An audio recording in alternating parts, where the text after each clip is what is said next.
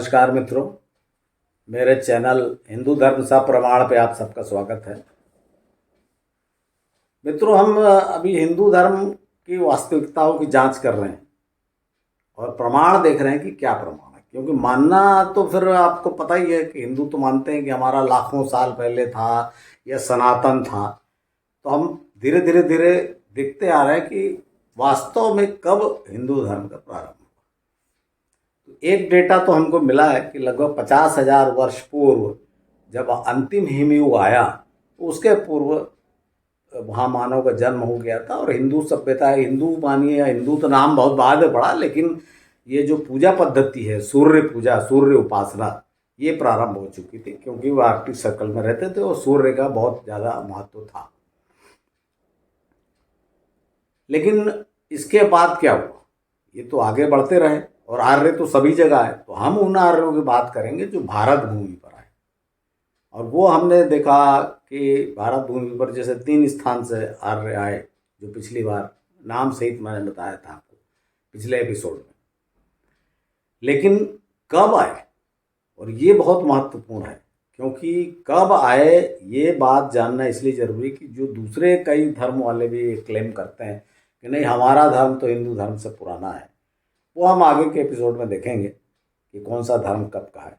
अभी तो हम सिर्फ हिंदू धर्म का देखें कि क्या हमारे पास ऐसे तथ्य हैं, ऐसे सबूत हैं जो प्रमाणित कर सके कि हाँ, हिंदू धर्म कम से कम इतना पुराना तो है ही।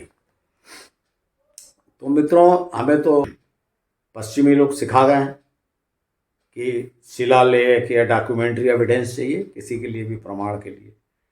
तो हमारा जो डॉक्यूमेंट्री एविडेंस है, इतिहास पुराण, उसको वो नहीं मानते। उसको माइथोलॉजी कहता है। हम लोग भी इंग्लिश बोलने में उसको माइथोलॉजी कह देते हैं। हमें ये नहीं पता कि माइथोलॉजी का मतलब क्या होता है। माइथोलॉजी का अर्थ होता है कल्पना, काल्पनिक कहानियाँ। तो क्या ये आपको काल्पनिक कहानियाँ लगती हैं? मैं यही बताने की कोशिश कर रहा हूँ। जो मेरा चैनल है वो ये प्रमाणित करने की, बताने की कोशिश कर रहा है कि ये हिंदू धर्म भारत का नहीं, पूरे विश्व का इतिहास है। ये प्री हिस्ट्री विस्ट्री या माइथोलॉजी नहीं है, ये इतिहास है। अब इसको प्रमाणित करने के लिए कि कब आए, क्या हमारे पास कोई तथ्य है? तो एक तथ्य तो बहुत ही सॉलिड मिला है, जिसको पश्चिमी सभ्यता वाले या पश्चिमी जो इतिहासकार भी मानेंगे, और वो है ऐहोल इंस्क्रिप्शन। कर्नाटक में ऐहोल में पाए गए इंस्क्रिप्शन, मतलब शिलालेख। इस शिलालेख में जो पाया गया है, एक जैन मंदिर है जिसमें कवि का भी नाम लिखा हुआ है, रचनाकार का रवि कीर्ति ऐसा कुछ। वहाँ पर एक शिलालेख पाया गया है। उस शिलालेख में पुलकेशिन द्वितीय, जो चालुक्य सम्राट था, पुलकेशिन द्वितीय, उसके सिंहासनारूढ़ होने का उसमें उल्लेख है। और पुलकेशिन द्वितीय कौन था, आपको स्मरण होगा कि ये पुलकेशिन द्वितीय वही सम्राट था, वही राजा था जिसने सम्राट हर्षवर्धन जो थे ना, हरियाणा के स्थानेश्वर के राजा हर्षवर्धन 7वीं शताब्दी में, जिनके समय में ये वेनसांग आया था चीन से। तो वो ये पुलकेशिन द्वितीय ने सम्राट हर्ष को दक्षिण की ओर बढ़ने से रोक दिया था। ये तो इतिहास आप लोग सामान्य सब लोग पढ़ते हैं इसको।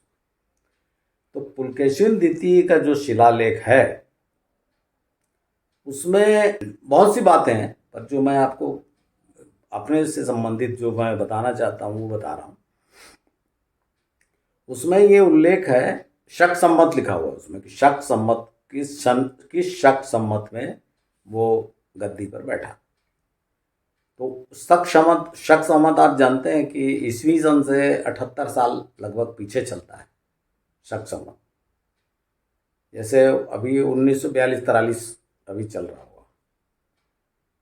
तो इस हिसाब से वो शक सम्मत को जब ईस्वी सन में कन्वर्ट करो, क्योंकि वही हम लोग सब समझते हैं, तो 634 ईस्वी आता है। अर्थात आप ये मान के चलिए कि पुलकेशिन द्वितीय 634 ईस्वी में गद्दी पर बैठा था।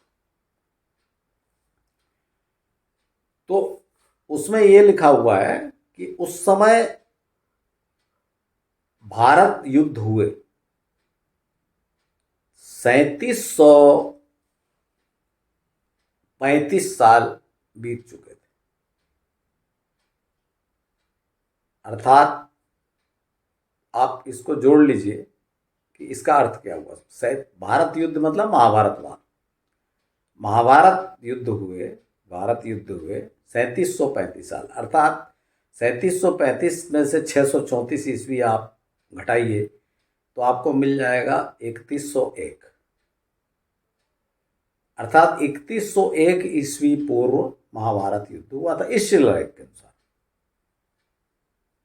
मैं आपको हार्ड एंड फास्ट ये शिलालेख पक्का ये नहीं बता, क्योंकि हम तो मोटा हम डेट और तारीख थोड़ी लेंगे, हम तो आपको एक मोटा समय बताएंगे कि कब हुआ था। तो मैं आपको अभी ये शिलालेख में जो लिखा है वो बता रहा हूँ कि 3101 वर्ष, क्योंकि नहीं अन्यथा बहुत से लोग ऑब्जेक्शन, कई लोगों ने तो भगवान कृष्ण की आयु 3102 उनका बर्थ माना है, ईस्वी पूर्व 3102। और उसके बाद जब महाभारत के महाभारत जो अपना पुस्तक है उसके अनुसार उनकी आयु उनके देहांत के समय 125 वर्ष थी श्री कृष्ण की। तो महाभारत वार हुए उस समय 36 वर्ष बीत चुके थे जब श्री कृष्ण का देहांत हुआ, अर्थात युधिष्ठिर ने 36 वर्ष राज्य किया था। तो इन सब चीज़ों पे नहीं पड़ के अगर हम ये मान लें कि भाई ईस्वी पूर्व 3000 के आसपास, ये शिलालेख है तो ये मानना ही पड़ेगा, 3100 ईस्वी पूर्व 3000 के आसपास महाभारत काल था, जिसको द्वापर युग कहा गया है, श्री कृष्ण का काल था। तो एक उल्लेख और है कि महाभारत युद्ध में अयोध्या के राजा बृहदबल की मृत्यु हुई थी। कौरवों की ओर से लड़ते हुए वे अभिमन्यु द्वारा मारे गए थे। और जो मैंने आपको एक नाम बताया था, प्रोफेसर सुभाष काक, ये अमेरिका के लुसियाना यूनिवर्सिटी में प्रोफेसर थे और अभी शायद सलाहकार या कुछ हैं भारत सरकार में। तो इनका जो इन्होंने जो वंशावली पे शोध किया था उसके हिसाब से बृहदबल 95th किंग थे इक्ष्वाकु वंश के, और भगवान राम जो थे वो 64th किंग थे। तो 30-31 पीढ़ी जो गुजर गई श्री राम के बाद श्री कृष्ण तक, उसको आप एवरेज अगर 30-40 साल भी लेंगे तो 1,500 साल तो हो जाता है। उसके बाद एक अन्य उल्लेख करूंगा मैं आपको श्रीमान पुष्कर भटनागर का। उन्होंने तो प्लेनेटोरियम सॉफ्टवेयर लाया। प्लेनेटोरियम सॉफ्टवेयर आपको पता ही होगा क्या है, वो नासा वाले यूज़ करते हैं और उससे वो रॉकेट का डायरेक्शन फिक्स करते हैं। क्योंकि प्लेनेटोरियम सॉफ्टवेयर जैसे कोई नक्षत्र मंगल पे जैसे रॉकेट जाना है तो कितना डिस्टेंस है वो तो अपने सिस्टम से पता लगा लेते हैं, सोनार सिस्टम और सबसे। उसके बाद वो कितना स्पीड में रॉकेट जाएगा पता रहता है। तो ये इनको पता रहता है कितने दिन में पहुंचेगा, लेकिन उस समय मंगल की स्थिति क्या होगी ये उस सॉफ्टवेयर से निकाला जाता है। तो श्रीमान पुष्कर भटनागर जी ने क्या किया कि रामायण में वर्णित जो राम के जन्म के समय जो नक्षत्रों का स्थिति का वर्णन है उसके अनुसार उन्होंने उसमें फिट कर दिया, उल्टा मतलब नक्षत्रों की पोजीशन फिक्स कर दी। तो डेट आ गई और डेट ये आई 10 जनवरी 5114 ईस्वी पूर्व। मैंने आपको बताया जैसे कृष्ण का काल 3000 तो राम का 5000, 2000 का डिफरेंस आ गया। तो ये हमारे वो उससे भी मैच करता है जो आपको 94th किंग 95th किंग ये बताया मैंने आपको। क्योंकि हम मोटा मोटा लेते, हमको एग्जैक्ट इस पर कोई बहस नहीं करना है कि नहीं इतनी तारीख उतनी तारीख या 10 जनवरी कैसे हुआ। बहुत से लोग इसी में प्रश्न उठा सकते हैं कि चैत्र माह में राम का जन्म हुआ था, वो तो मार्च में पड़ता है। हर चीज़ मैं बताऊंगा आपको, अभी यहाँ बात नहीं, अभी बात ये हो रही कि आर्य कब आए। तो ये हमने देखा। इसके बाद एक बहुत ही महत्वपूर्ण तथ्य जो है आर्यों के आगे, ये तो कृष्ण का काल हो गया, फिर राम का काल हमने बताया। इसके बाद एक बहुत ही महत्वपूर्ण तथ्य जो कैलेंडर, जैसे हम कैलेंडर को मानते हैं बहुत, देखिए आप चीन का अगर बहुत प्राचीन कैलेंडर हम लोगों को पता नहीं रहता, हम लोग तो ईस्वी सन ही को जानते हैं ना, ईस्वी सन पॉपुलर हो गया है सब जगह। ज़्यादा से ज़्यादा हम लोग भारत में हैं तो विक्रम संवत को जानते हैं। लेकिन हर प्राचीन देश में, चीन में, जापान में, उनके अपने प्राचीन कैलेंडर चल रहे हैं जो 5-5 हजार साल पुराने हैं। उस पर नहीं जाके हमको तो भारत का देखना है। तो भारत में एक प्राचीन कैलेंडर मिला। एक तो है सप्तर्षि संवत, ये ईस्वी पूर्व 3076 करीब प्रारंभ हुआ समझिए। इसका आज भी इसको कश्मीर में और हिमाचल में इसको लोगों ने जीवित रखा है।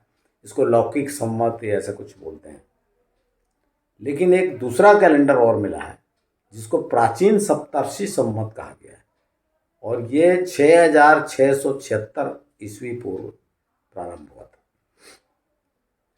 अब 6600, देखिए कोई भी कैलेंडर, आप पूरी सभी कैलेंडरों की हिस्ट्री देख लीजिए, कोई भी कैलेंडर प्रारंभ होने की तिथि क्या है? कोई भी कैलेंडर प्रारंभ होने की तिथि है कि या तो राजा सिंहासनारूढ़ हुआ, या किसी का जन्म हुआ, या कोई मतलब प्रमुख घटना घटी।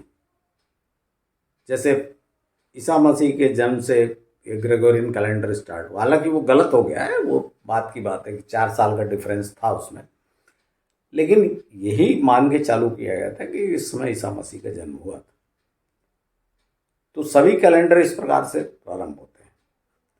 तो ये जो प्राचीन सप्तर्षि संवत है जो 6676 ईस्वी पूर्व प्रारंभ हुआ, ये मेरा अनुमान ये है, क्योंकि जो इलाका वही आपको बताया था, हरियाणा का इलाका जो आए, जो सप्त सिंधु प्रदेश के बाद वही पड़ता है, बल्कि उससे लगा ही हुआ है।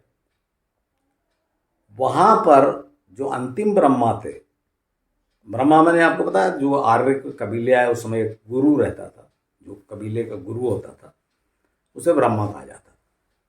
तो जो अंतिम ब्रह्मा थे उनके पुत्र स्वयंभू मनु का जन्म हुआ था।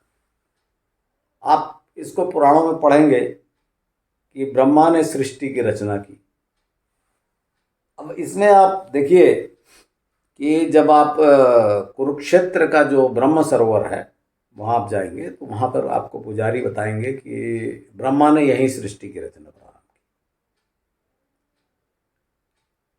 और ब्रह्मा का जो स्थान माना जाता है वो पुष्कर, राजस्थान का पुष्कर में ही ब्रह्मा का मंदिर है। वो फिर मैं आपको जब ब्रह्मा पे बताऊंगा तब बताऊंगा कि उनका डिटेल, सावित्री, गायत्री सब बताऊंगा। अभी मैं आपको ये बता रहा हूँ कि ब्रह्मा का जो, देखिए इसके पहले वो गुरु होते थे, ब्रह्मा सब गुरु होते थे, लेकिन ब्रह्मा का पुत्र जो था मनु, वो महत्वाकांक्षी था और उसने राज्य कायम किया अपना। इस प्रकार से इनको, मनु के जो प्रजा थे, फॉलोअर्स थे, इनको ही मानव कहा गया है। ये बात को आप स्मरण रखिएगा।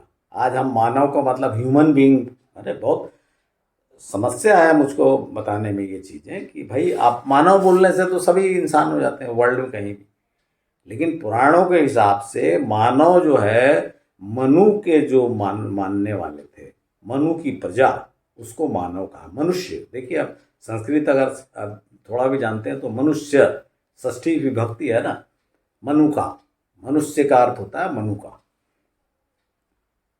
तो ये मनु का जन्म और उस तारीख से कैलेंडर स्टार्ट हुआ और वो तारीख रखी गई 1 चैत्र। इसलिए बाद में जितने हिंदू कैलेंडर प्रारंभ होते हैं वो 1 चैत्र से प्रारंभ होते हैं। अब देश में कई दूसरे भी कैलेंडर हैं कि यहाँ ये बनाते हैं वो बनाते हैं, लेकिन देखिए वो 1 चैत्र से, क्योंकि वो मनु के जन्म से संबंधित है, स्वयंभू मनु, प्रथम मनु। तो अब इसका मतलब ये हुआ कि हरियाणा में जो कुरुक्षेत्र का एरिया है वहाँ पर 6676 ईस्वी पूर्व आर्य आ चुके थे। अब आप ये अंदाजा लगाइए कि हरियाणा के मतलब कुरुक्षेत्र से लेकर बलूचिस्तान तक, या बलूचिस्तान से उनको सिंधु तट से बलूचिस्तान हरियाणा आने में कितना समय, कोई ऐसा तो है नहीं कि ट्रेन से आगे चले गए। वो तो धीरे धीरे जीतते पीढ़ी इधर पीढ़ी सैकड़ों साल में इधर से उधर शिफ्ट हुए, आगे बढ़ते हुए एक पीढ़ी, दूसरी पीढ़ी, तीसरी पीढ़ी।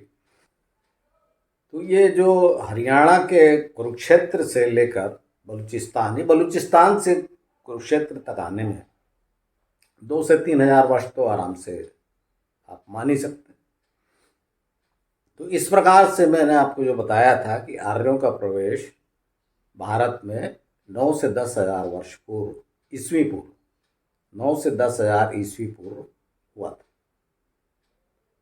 और वहीं पर ऋग्वेद की रचना प्रारंभ हुई थी, सिंधु के किनारे। मैं आपको डिटेल जब ऋग्वेद पे बात करूंगा तब बताऊंगा, क्योंकि ऋग्वेद में ये मत सोचिए कि भाई ये पूरी एक किताब है और किसी लेखक ने बैठ के एक जगह लिख दी। ये बात स्मरण रखिए कि ऋग्वेद ऋषियों की कई पीढ़ियों ने हजारों साल में धीरे धीरे लिखा। ऋग्वेद नहीं लिखा, ये अपने अपने श्लोकों की रचना की।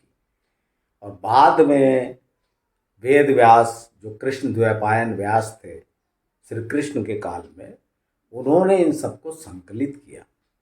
जितने मिले, कोई जरूरी नहीं कि इतने ही थे, बहुत और भी होंगे, उनको जितने मिल पाए। इसलिए ऋग्वेद में अगर आप ढूंढेंगे तो सीरियल नहीं है कि पहले बलूचिस्तान में सिंधु घाटी का, फिर यहाँ, वो इधर उधर है। उन्होंने अपने, फिर उसमें बहुत सी रचनाओं को उन्होंने सामवेद में लिया, बहुत सी रचनाओं को यजुर्वेद में लिया, अलग अलग 3 उसके वेद बनाए। तो वो खैर बात की बात है। मैं अभी जो बताना चाह रहा था कि 9 से 10 हजार साल पहले आर्यों का प्रवेश हुआ, ये माना जा सकता है। और निश्चित रूप से सब एक ही साथ आजू बाजू, भाई 10-5 साल इधर उधर, 50 साल आगे पीछे, क्योंकि हजारों का अंतर है तो 100-50 साल का डिफरेंस हो सकता है। तो इस प्रकार से 3 स्थानों पे ये आए आर्य, ईस्वी पूर्व 9 से 10 हजार साल पूर्व। तो आपके दिमाग में अगर ये बात बैठी है, जो हमारे हिस्ट्री में मोहनजोदड़ो में टेस्ट किया गया था, ये बड़ा भारी जो है ना, ये भ्रम जो है, ये अभी मैं आपको बताऊंगा कि जैनी, हमारे जैन भाई जो हैं, उनके मन में भी ये भ्रम है बहुत ज़बरदस्त। क्योंकि वो जो 3000 साल पहले, भाई देखिए, मैं टेस्ट पे आपको कोई प्रश्न नहीं उठा रहा। जो आपने टेस्ट किया, कार्बन टेस्ट किया, ग्रेवेयर्स जो वहाँ पाए गए, बर्तन भांडे, मृद भांड जिनको कहा जाता है, वो पाए गए, उनका आपने टेस्ट किया और आपने निकाला कि ईस्वी पूर्व 3000। यहाँ तक कोई प्रॉब्लम नहीं, मुझे भी कोई समस्या नहीं। लेकिन आपने ये कैसे तय कर लिया कि ये द्रविड़ सभ्यता के?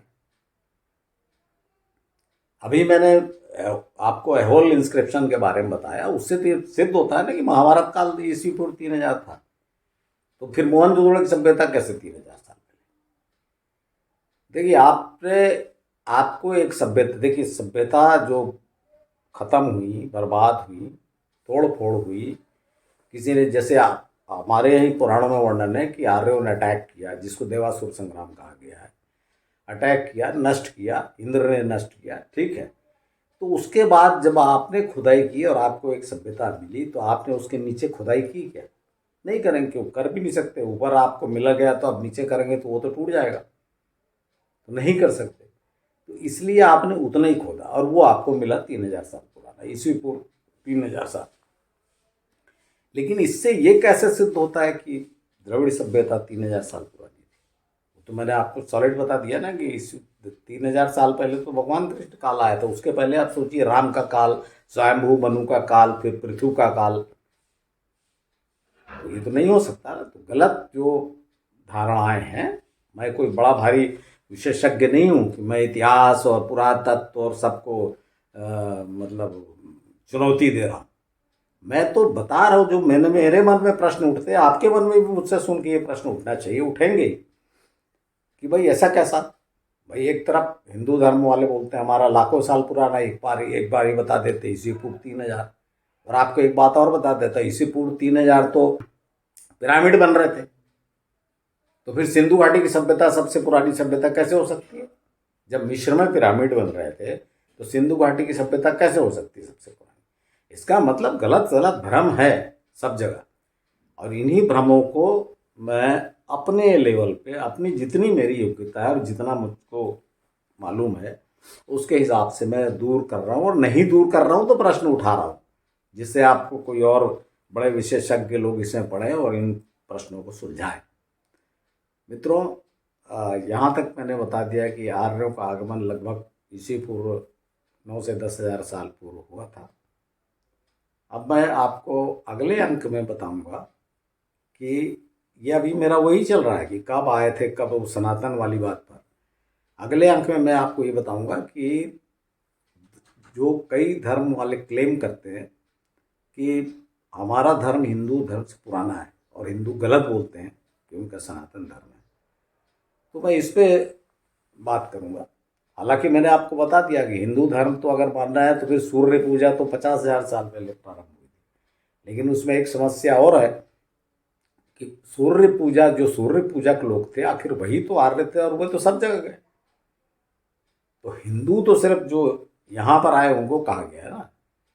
तो आप ये कैसे कह सकते हैं कि हमारा धर्म, भाई आप वो प्राचीन धर्म आया लेकिन वो सब जगह मूल उसको, और हम आगे दूसरे इसमें देखेंगे कि ऐसी कौन से मूल जो तत्व थे जो उस धर्म में जो आर्कटिक सर्कल के क्षेत्र से निकल कर आए, जो बाकी दूसरे धर्मों में भी बाद में गए।